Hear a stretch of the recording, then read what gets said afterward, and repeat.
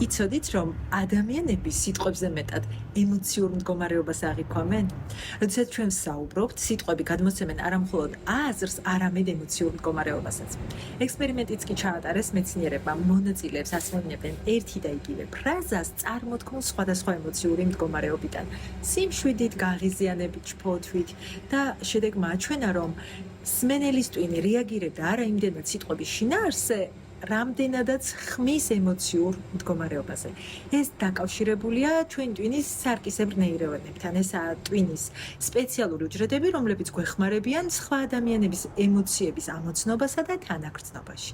ამიტომ, თუ თქვენი არ ესმით ან აიგნორებენ თქვენს თხოვნებს, საქმე თვითონ სიტყვებში კი არაა, არამედ იმ მდგომარეობაში, რომლიდანაც საუბრობთ.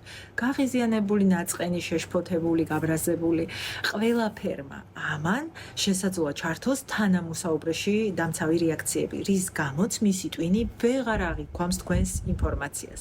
ამიტომ, სანამ სწორ სიტყვებს შეარჩევდეთ, კითხეთ თავს, როგორ მდგომარეობაში ვარ ახლა და ეს ისაა, რისი მოწესრიგებაც მართლა მნიშვნელოვანია.